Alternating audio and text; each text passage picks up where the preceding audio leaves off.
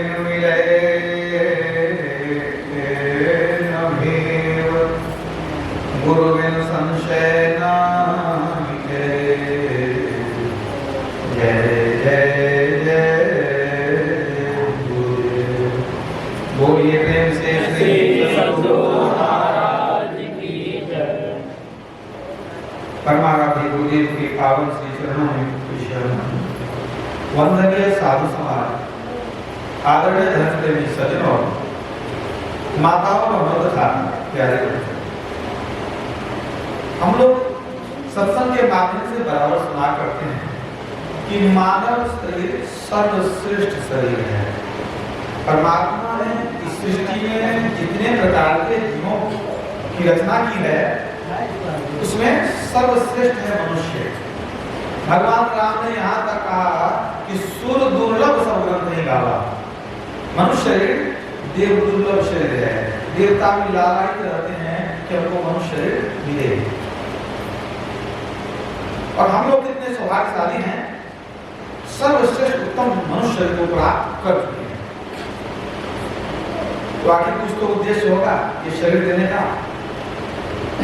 ये जो सुंदर शरीर मिला हम लोगों को, देव दुर्लभ शरीर, किस उद्देश्य से मिला है इसको जानिए। रामचरितमानस में हम लोग पढ़ते हैं, देह धरे कर यही फल भाई, भजी राम सब काम बिहारी। और काम छूट जाए तो हानि नहीं है, लेकिन राम की भक्ति नहीं छूटनी चाहिए।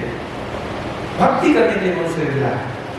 आगरा के संत राम स्वामी साहब कहते हैं, यह तन दुर्लभ तुमने पाया, कोटि जन्म भटका उठाया। बहुत आसानी से नहीं मिला है। 84 लाख योनि भटके हैं, बहुत रोए हैं इस शरीर के लिए। यह तन दुर्लभ तुमने पाया, कोटि जन्म भटका उठाया। अब या को वृथा मत को, चेतो छिन छिन भक्ति कमाओ। बहुत भटकने के बाद ये मनुष्य मिला है तो कहते हैं इसको व्यर्थ में बर्बाद मत करो, पल पल भक्ति कमाओ। तो संत लोग यही बतलाते कि शरीर भक्ति करने के लिए मिला है। लेकिन हम लोग कुछ उल्टा रास्ता पकड़ लेते हैं, विषय भोग में ही जीवन को लगा देते हैं। तो दूसरा आदमी को खाना पड़ा कि तुम जो विषय भोग में लगे हुए हो ये काम तो पशु भी कर लेता है। कुकर सुकर करत है, खान पान तन भोग। कुत्ता और सुअर भी खाना पीना बाल बच्चा पैदा करना कर लेता है। तो कुकर सुकर करत है, खान पान तन भोग। यह तन वृथा मत होइए, तुलसी भजने योग। खाना पीना विषय भोग में लगे रहना ये काम तो पशु भी कर लेता है। तो ये जो भजने योग, भजन करने योग्य शरीर मिला है, इसको उसी काम में बर्बाद मत करो जो कुकर सुकर भी करता है। या जब हम लोग कुकर सुकर थे तो हम लोग बहुत कर चुके हैं। पहले जन्म में हम लोग बहुत पशु पक्षी की योनि में रहे, विषय भोग बहुत किए, विषय आनंद ले चुके हैं। ये शरीर विषयानंद के लिए नहीं है, ये ब्रह्मानंद के लिए ये शरीर मिला है। तो सभी संत होते एक स्वर से कहते हैं इस शरीर को बर्बाद मत करो, जिस काम के लिए मिला है उस काम को करो। लेकिन होता क्या है, बचपन तो खाने खेलने में गुजर जाता है, जवानी कमाने और विषय भोगने में गुजर जाता है, अब बुढ़ापा जो है माया मोह में पड़े रहते हैं, रोने में गुजर जाता है। पूरी जिंदगी जो है समाप्त हो जाती है। 5 पहर धंधा किया और 3 पहर रहे सोए और 1 पहर नहीं भजन किया तो मुक्ति कहां से हो? पूरा जीवन गुजर जाता है। और अंत में क्या होता है? अब ये पछताने की सिवा और क्या, सिर्फ पछताते हैं कि कुछ कर नहीं सके, समय तो बहुत मिला लेकिन किए नहीं, आछे दिन पाछे गए, हरि से किया न दे, अब पछताए हो क्या जब गिर जा चुके। अब कोई काम नहीं, शरीर भी काम का नहीं रहा। धीरे धीरे शरीर मृत्यु की तरफ जा रहा है, धीरे धीरे शरीर बर्बाद होते जा रहा है। मरुदास ने बात कहा, अच्छे दिन अभी हैं, बुरे दिन आने वाले हैं। वो बुरा दिन कैसा होगा? तो कहते हैं आंखों पर पड़ेगा छाला, मोतियाबिंद हो जाता है, दिखाई नहीं होता। आंखों पर पड़ेगा छाला, नाकों से बहेगा नाला, सभी को भगा। आंखों पर पड़ेगा छाला, नाकों से बहेगा नाला, लाठी से पड़ेगा पाला, जरा जिंदगानी में पड़े पड़े मलमूत्र त्याग करते रहोगे, थूकते रहोगे पिकनानी में, शक्ति ना रहेगी तो भक्ति कब करोगे? भक्ति करनी है तो कर ले जवानी में। शरीर बर्बाद हो जाएगा तो भक्ति भी होने वाली है। एक बेकार शरीर से न संसार बनेगा न परमार्थ बनेगा, कुछ भी नहीं है। लेकिन पूरे जीवन को जी लेते हैं, वृद्धावस्था में भी मन माया में ही लगा रहता है, विषय भोग की तरफ भी दौड़ता। तुलसीदास जी ने बड़ा अच्छा व्यंग किया है, कहते हैं लील चुका अहि मेढ़कन, मूड रहा सोले, तुलसी मूरख मेढ़कन, मसा खान चित दे। बहुत सुंदर प्रसंग है, समझिए तो आनंद। लील चुका अहि मेढ़कन, अहि मन सांप, मेढ़क को सब समझते हैं। सांप ने मेढ़क को पकड़ लिया, आधा वो निगल गया, पकड़ लिया है उसको, आधा शरीर मेढ़क का गया सांप के पेट में। लील चुका अहि मेढ़कन, मूड रहा सोले, उसका सिर मुंडी बाकी है, उसको कुछ देर में अंदर ले लेना, वो आधा पकड़ के खा गया है। तो लील चुका अहि मेढ़कन, मूड रहा सोले। लेकिन उस दशा में जबकि मेढ़क का आधा शरीर सांप के पेट में है, तुलसी मूरख मेढ़कन, वो मेढ़क इतना मूर्ख है कि मसा खान चित दे, अभी भी इस हालत में मुंह के पास जो कीड़ा पतीला आता है उसको लप लप करके खा रहा है।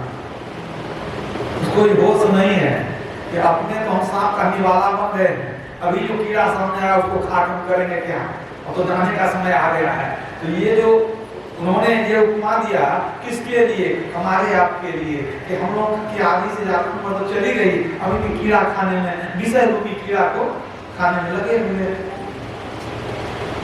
और बुरा दिन आने वाला ही है। सो प्रकट तनु जर्जर जरावस, अवस्था का चित्रण करते हैं तुलसीदास। सो प्रकट तनु जर्जर जरावस, व्याधि सूल सतावई, सिर कंप, माथा भी हिलने लगा, सिर कंप, इंद्रिय शक्ति प्रतिहत, इंद्रियों की शक्ति समाप्त हो गई। कोई कुछ कहता है, क्या बोला? देखते हैं सूझ दिखाई नहीं पड़ता कौन है, कि मार्क्स में वो दशा हो जाती है, हाथ पर कांपता है। तो सो प्रकट तनु जर्जर जरावस, व्याधि सूल सतावई, सिर कंप, इंद्रिय शक्ति प्रतिहत, अब वचन का हो न भावई, किसी की बोली अच्छी नहीं लगती है। गृहपाल हु से अति निरादर, बेटा बहू भी सम्मान नहीं करता है, काम के लगे नहीं रहे, अब तो सिर्फ खर्चा कर, दवाई लाओ, खाना पीना दो उसको। तो गृहपाल हु से अति निरादर, खान पान न पावई, ऐसे हु दशान विरागत, कृष्णा तरंग बढ़ावई। इतना होने पर भी वैराग्य नहीं रहता, ईश्वर से प्रेम नहीं होता, एक माया में लगे रहते हैं। नाती कहाँ है, पोता कहाँ, उससे भेंट करा दो, ये खाएंगे, वहां जाएंगे, ये देखेंगे, उसी में लगे रहते हैं। ऐसा ही एक व्यक्ति था, बुरा आदमी, कुछ दिनों से बीमार था, सब समझ ले अभी जिंदा रहने वाले नहीं है, मर जाएंगे। हमको कोई सत्संग से इसको से कोई प्रेम रहा नहीं। हमारे पास सब है पोता पोती सब घेर के बैठे हैं, सबने कहा कि देखो प्राण छूट जाए ठिकाना नहीं है, तो कम से कम अंतिम में गीता पाठ करके सुना दो, कम से कम भगवान से प्रेम हो जाए। बहुत से लोग आगे थे, अगल बगल के पड़ोसी भी थे, तो अब बेटा लोग को गीता लाया, पढ़ के सुनाने लगा। अब उन्हें तो बीच में थोड़ा होश आ जाता था कभी, तो होश जब आ गए तो कुछ बोलना चाहता था, कभी कुछ हाथ उठा गए, लेकिन फिर निढाल हो जाए, शरीर काम नहीं करे, फिर वो बेहोश जैसा हो जाए। मैं बिल्कुल मरणासन था। तो अब गीता पाठ करके सुनाया गया। इतना ही नहीं, सबने कहा कि भगवान का फोटो भी टांग दो, उसके मरते समय ख्याल हो जाएगा, भगवान कृष्ण की तस्वीर उनके सामने में लगा दी गई और पाठ करके सुनाया गया। सर्वधर्मान् परित्यज्य मामेकं शरणं व्रज, अहं त्वां सर्वपापेभ्यो मोक्षयिष्यामि मा शुचः। भगवान श्री कृष्ण कहते हैं सभी धर्मों को छोड़कर तू मेरी शरण में आ जा, मैं तुझे सारे पापों से मुक्त कर दूंगा। जैसे पाठ हुआ, फिर ये उठने का कोशिश की, कुछ बोलने का कोशिश किया, हाथ हाथ हिलाए, तो सबको लगा नहीं ये सुने हैं कि भगवान कहते मेरी शरण में आ जा, मैं तेरा उद्धार कर दूंगा। लगता है भगवान से प्रेम हो गया, ये हाथ बढ़ा रहे हैं, अरे कोई फोटो उठा करके हाथ में दे दो, कम से कम मरते समय नजर तो चले जाए। फोटो उठा के तो भगवान से लगता है कि प्रेम जग गया, इनका ख्याल लग गया ईश्वर में। आप उन्हीं बूढ़े बाबा के एक मित्र थे वहां बैठे, तो कहते हैं कि क्या बता है तुम लोग, भगवान से प्रेम हो गया है? अरे इनकी हालत तो हम समझते हैं, तू क्या जानता है कि क्या बोलना चाहते हैं या क्या मानते हैं? तो बेटा लोग कहा तो आप जानते हैं, बताइए तो क्यों बीच में कुछ बोलना चाहते हैं, क्या बोलना चाहते हैं, ये हाथ बढ़ाते हैं क्या लेने के लिए, क्या चाहते हैं? ये कहेंगे तुम लोग झगड़ा करेगा हमसे, कहते बोलिए ना क्या बात है। तो बूढ़ा जो मित्र थे इनके, वो कहते हैं कि कई दिन से बीड़ी नहीं किए हैं, लगता है बीड़ी के लिए इनका मन लड़ाई हो रहा है। अब तो बेटा लोग गुस्सा गया, अशुभ बोलते हैं, मरते समय शुभ शुभ बोलिए। आप तो बिगाड़ कर दिया, पानी पीते थे इनको पिलाते थे, बिगाड़ कर छोड़ दिए, मरते समय शुभ शुभ बोलिए। बुढ़ा ने कहा तुमको विश्वास नहीं था तो देखेगा, कहा देखेंगे। अब जैसे बुढ़ा को फिर से होश आया, तुरंत बीड़ी सुन गए, एक बार खींच करके उनके मुंह में पहना दिया, होश आया थोड़ा। अब जैसे होश आया तो मुंह में बीड़ी पहना दिया। अभी मरने वाले जो हुए थे, 2 बार खूब जोर से कस खींचे और 2 बार धुआं छोड़े, और धुआं छोड़ने के बाद राम हो गया। कुरान ने क्या कहा? व्याकुल था बीड़ी पीने के लिए, इसलिए दम नहीं निकल रहा था, मर नहीं रहा था, मन छटपटा रहा था। एक कस लेंगे तब जाकर के जो है, कम से एक सोच लेंगे तब, प्राण व्याकुल था बीड़ी पीने के लिए। तो भगवान में प्रेम हो गया है, फोटो ला करके दो, इसीलिए नहीं मर रहा था, इतना देर छटपट कर रहा था। कैसे 2 सोच खींचा, चला गया कि नहीं चला गया? हम जानते थे, हम बोलते नहीं थे, हम जानते थे तू लोग झगड़ा करेगा। जन्म जन्म मुनि जतन कराही, अंत नाम मुख आवत नाहि। ऐसा नहीं है कि बस इसमें भगवान का नाम ले लेंगे आपको वैकुंठ मिल जाएगा। यह भी बात है कि जाति सूरत लगी रहे जहाँ कभी सो पहुंचे कहाँ, ये है बात। सवाल है कि जिंदगी भर जो किए मरते समय तो वही ख्याल जाएगा ना, है? दिन भर खाए हैं आप मूली, तो उसमें जो है मूली का ही डकार होगा, उसमें मिठाई का डकार तो होगा। तो जिंदगी भर जो किए मरते समय वही ख्याल आता है।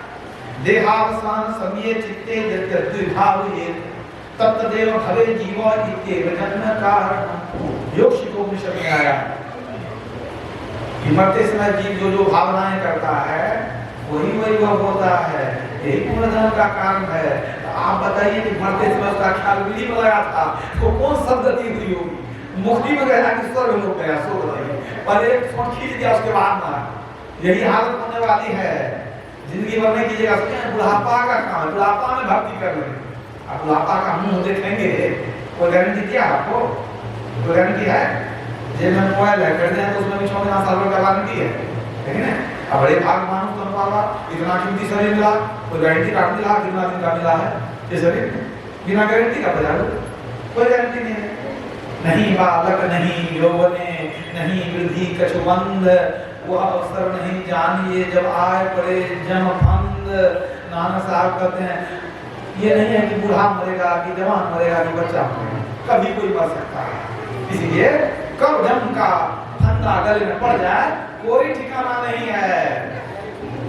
तो अभी सत्संग भजन ध्यान होता है और जब आपको निमंत्रण दिया जाता है तो आप कहते हैं बहुत काम है, बहुत काम है, फुर्सत नहीं है।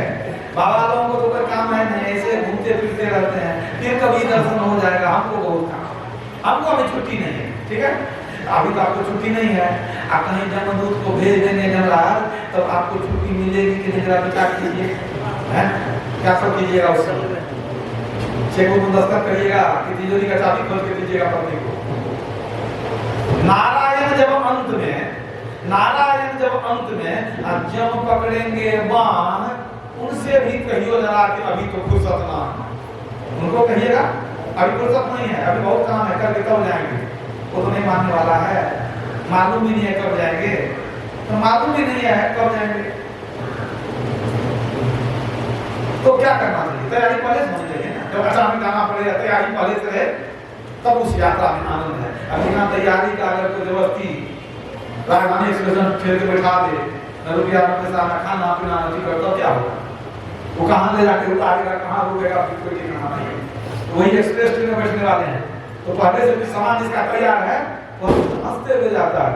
करिया जब हम पैदा हुए जगह से हम रोए, ऐसी करनी कर चलो, हम हंसे अगर रो, जन्मदार बच्चा तो रोता है, घर वाले हंसते हैं। कभी आप कहते कुछ ऐसा काम कर लो, तुम हंसते हुए संसार से जाओ, और जग रोए, जग क्यों रोए भाई, अरे तेरे लिए रोए, बहुत अच्छे आदमी थे चले गए। ऐसा हमारा कर्म होना चाहिए। दिन भर तो लाभ कमाने में ही लगे रहते हैं, जहां भी बैठते हैं सोचते हैं कैसे लाभ आवे, लेकिन असली लाभ क्या है, असली लाभ से वंचित रह जाते हैं। लाभ खोजने के चक्कर में हानि उठा लेते हैं, जिसको लाभ समझते हैं, लाभ समझते हैं, उसमें हानि हो जाती है। जिसको हानि समझ के छोड़ दिए हैं, वही असली लाभ है। लाभ क्या संसार में है, सबसे बड़ा लाभ क्या, तुलसीदास ने लिखा, लाभ की कछु हरि भगति सहाना, अजय गावहि श्रुति संत पुराना। वेद पुराण और संत का यही कथन है कि क्या हरि भक्ति से बढ़कर के कोई लाभ है दुनिया में, कोई लाभ नहीं है। सबसे बड़ा लाभ क्या है, हरि भक्ति। और बड़ी हानि क्या है, सबसे बड़ी हानि क्या है, हानि की जग कछु यही सम भाई, अब भजिए न राम ही नर तनु पाए। तो कहते हैं तुमको मनुष्य शरीर की प्राप्ति हो गई, अब तुम भक्ति भजन नहीं करते हो, तो इससे बड़ी हानि दुनिया में कुछ है, इससे बड़ी हानि दुनिया में कुछ नहीं। मनुष्य शरीर मिल गया, भक्ति नहीं करते हैं, ये सबसे बड़ी हानि है। और जो इतनी बड़ी हानि उठाता है वो व्यक्ति नीच से नीच, कैसे ऋषि मुनियों की सभा लगी, उसमें वेद व्यास जी महाराज भी आए, सारे ऋषि मुनि उठ करके उनका स्वागत किए, उनको बैठाए। ऋषियों ने पूछा वेद व्यास जी महाराज को, जगतगुरु थे, उनको कहते हैं मुनिवर, इस संसार में अधम से अधम व्यक्ति कौन है, बता दीजिए। अधम नीच गिरा हुआ मनुष्य कौन है। वेद व्यास जी ने कहा, हे मुनिवर, निर्धन अधम नहीं है, अनपढ़ अधम नहीं है, रोगी अधम नहीं है, दुर्बल अधम नहीं है, स्त्री अधम नहीं है, पुरुष भी अधम नहीं है, किसी भी जाति का व्यक्ति अधम नहीं है, किंतु मनुष्य शरीर पाकर जो ईश्वर का स्मरण भजन नहीं करता है वो अधम से भी अधम है। सबसे नीच व्यक्ति वही है संसार।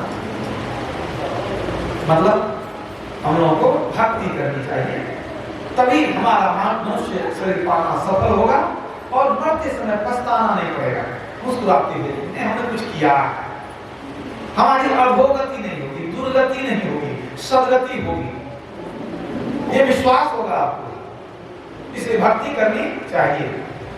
लेकिन विडंबना क्या है, हम लोग सनातन धर्म के लोग हैं, अब हम लोग यहाँ 33 कोटि देवता, 33 कोटि देवता, अब कितने देवता की भक्ति करें, किन करें, किनको छोड़ दें, बड़ी विकट समस्या है।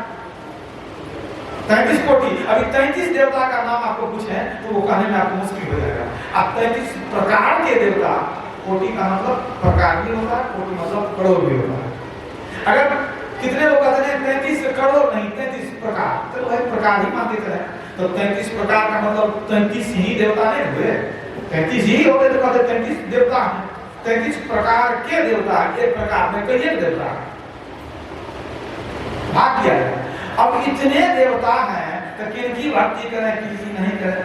आप जो सत्संगी नहीं किसी को संग में चले जाइए तो कहीं दीवार में जगह नहीं मिलेगा। वो जब मेला में जाते हैं एक भगवान का तस्वीर ले आते हैं और कहीं न कहीं साथ देते हैं, पूरा दीवार भगवान से सजा। और जब आते हैं पूजा करने तो ढेर फूल लाएंगे और एक ही को गेंदा फूल है तो थोड़ा थोड़ा सबको दिए, कितने को देंगे, बेचारे परेशान हो जाते हैं। और सारे साल भगवान बढ़ते जाते हैं, अब परेशान होते रहता है। किसी जमाने में एक पत्रिका निकली थी, उसके मुख पृष्ठ पर कवर पेज पर आवरण पृष्ठ पर अनेक देवी देवताओं के चित्र बने हुए, अनेक चेहरा, अनेक देवी देवता सबके चित्र बने हुए थे। और उन अनेक देवी देवताओं के बीच में एक भक्त बैठा था, माथा पकड़ के बड़ा दुखी। अनेक देवी देवताओं की तस्वीर है और बीच में भक्त माथा पकड़ के दुखी होकर बैठा है। और उस बीच में लिखा हुआ था, हे भगवान, कितने भगवान, हे भगवान कितने भगवान, किनकी पूजा करें, किनको छोड़ दें। ये समस्या आज की नहीं है, बहुत पुरानी समस्या है। कैसी कोटि देवता तो सब दिन से आगे हुआ, तो बात नहीं। अब इसी समस्या के निराकरण के लिए संत लोग बैठे थे, अब व्याख्या भी सुन चुके हैं।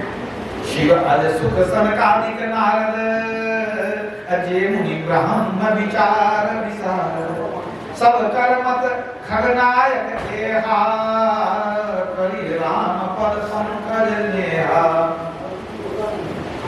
अभी जो एक परंपरा है, एक व्यवहारिकता में लोग जो पूजा पाठ करते हैं तो कैसे करते हैं। सोमवार को भगवान शिव की पूजा कर लिए, मंगलवार को हनुमान जी की कर लिए, बुधवार को गणेश भगवान की पूजा हो जाती है, बृहस्पतिवार को भगवान विष्णु की पूजा, शुक्रवार को लक्ष्मी संतोषी मां दुर्गा आदि देवियों की पूजा, शनिवार को शनि ग्रह की पूजा, शनि देवता की पूजा, रविवार को भगवान सूर्य की पूजा, इतने तरह की पूजा। अब कभी मन नहीं भरता है, बीच में अलग आते रहता है करो के हाथ में, तो थोड़ा सा उनको भी कैसे छोड़ देंगे, सबको मना लेते हैं भाई, सब हमारे पक्ष में हो जाइए। तो अब देखिए इस समस्या का निराकरण शिव जी बैठ करके किए, वो अध्यक्ष बन गए, समझिए क्यों भाई। अरे सब पहला नाम क्या है, शिव और सुसंकारी, पहला नाम शिव का है। शिव को क्या कहते हैं, महादेव। और सब जो है वो महादेव नहीं, और सब देव है, देव देवता। आई देव में महा सबसे बड़े देवता महादेव हो गए, वही ना अध्यक्षता किए होंगे। तो भगवान शिव है, ब्रह्मा जी, सूर्यदेव मुनि, नारद मुनि, सरकार ऋषि और भी थे, सबने विचार किया किनकी भक्ति करें, किनको छोड़ें। सब कर्म खड़े के हाथ कागज जी कहते हैं जी, सब एक ही विचार हुआ, कोई विरोध में खड़ा नहीं हुआ। ध्वनि मत से जो है ना पारित हो गया प्रस्ताव, क्या करिए राम पद पंकज नेहा, एक राम की ही भक्ति करनी चाहिए। वहाँ संत लोग हैं, देवता लोग हैं, सबने विचार किया, मीटिंग करके आपको बता दिया करिए राम पद पंकज नेहा। लेकिन फिर भी मन नहीं मानता है। सोमवार जाते हैं भगवान शिव के मंदिर में जाते हैं, जाते हैं तो कायदे से तो वही भगवान शिव को खड़ा होकर कहना चाहिए कि 6 दिन दीजिए राम को, सोमवारी हमको दीजिए, कहाँ से वहाँ वहाँ तो कहेंगे, वहाँ तो ध्वनि मत से पारित हो गया कि नहीं करिए राम पद पंकज नेहा। तो हम ही लोग गड़बड़ करते हैं, वहाँ बता दिया भाई एक राम की भक्ति करिए, आपका काम पूरा हो जाएगा। अब देखिए वहाँ पर विष्णु भगवान नहीं है, भगवान शिव है, ब्रह्मा का नाम लिया गया, ब्रह्मा विष्णु नहीं है। भाई राम ही बोलते तो सोचते कि भाई भगवान विष्णु के अवतार राम है, वो भी न राम है न विष्णु है।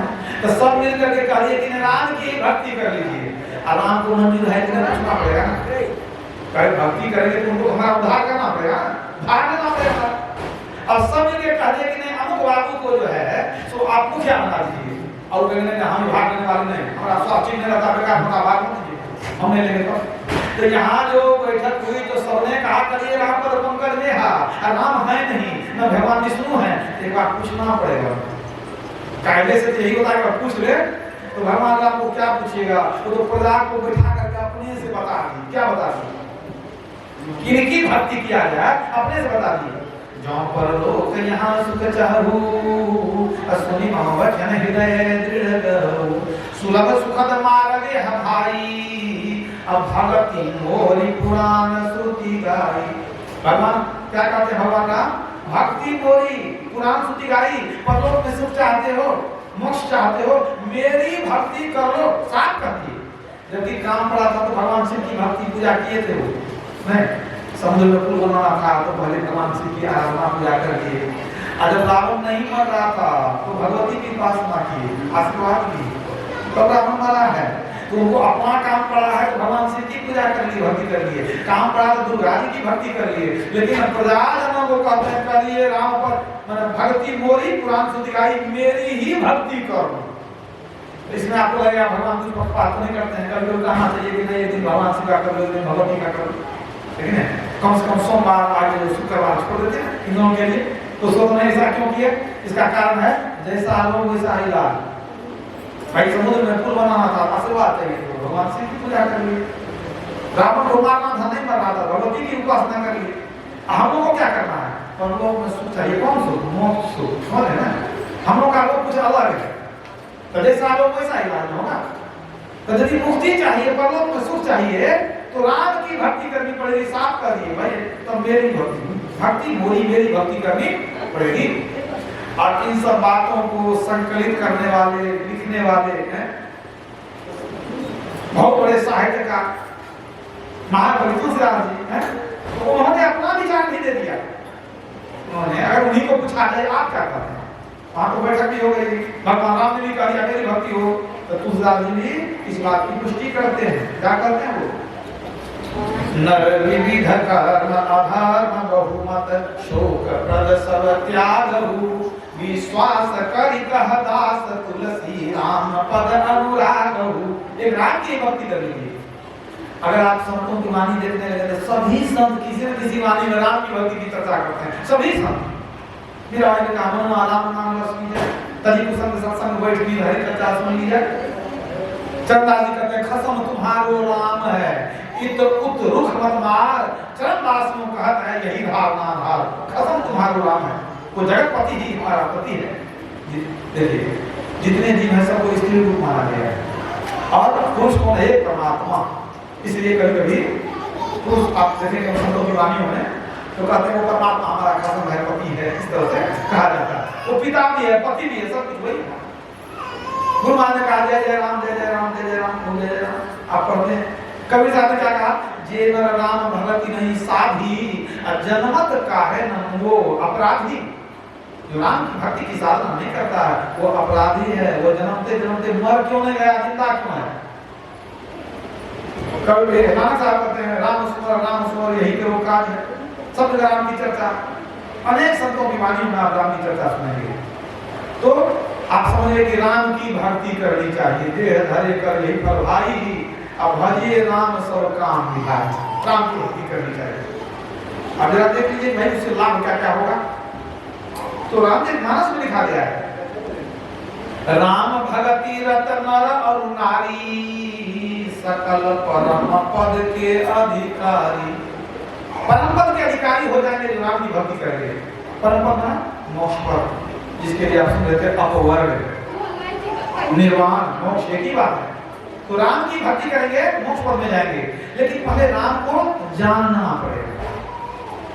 आप प्रातःकालीन सत्संग में बहुत कुछ सुन चुके हैं कि वो जो पुरुषोत्तम परमात्मा है जिसने सृष्टि को बनाया वही असल में वही नाम है। वो कभी कभी शरीर में आते हैं, कभी कभी आते हैं। तो जो कभी कभी आते हैं उसके पीछे हम लोग लगे हैं, और जो सभी रहते हैं उन्हीं को भूल गए हैं, असल को ही भूल गए हैं। तो असल राम को पकड़ लीजिए। वास्तव में जो शरीरधारी नाम है वो भी तो असल में वही नाम है, परमात्मा ही है। वाल्मीकि जी ने कहा ना आप तो सर्वव्यापक हैं, शरीर से भले आप शरीर से एक देशी हैं, स्वरूप से सर्वदेशी हैं। असल में तो आप सब जगह हैं।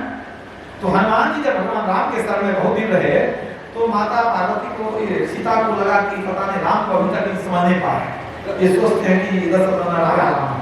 तो उनको माता सीता ने बताया। अध्यात्म रामायण के प्रथम सर्ग में सीता बतलाती है ये मानी ये राम कौन है? माता सीता बतलाती है राम जो है सच्चिदानंद, स्वयं प्रकाश, सर्वव्यापी, निर्मल, निराकार, निरंजन, मन बुद्धि से परे, आनंद स्वरूप, पर ब्रह्म परमात्मा। वो आनंद स्वरूप निर्मल निराकार परमात्मा है राम। ये तो शरीर में कभी कभी आते हैं, मूल रूप को जानिए। और माता पार्वती को भी मन में हो गया था कि कौन राम है, समझ में बात नहीं आ रही। तो भगवान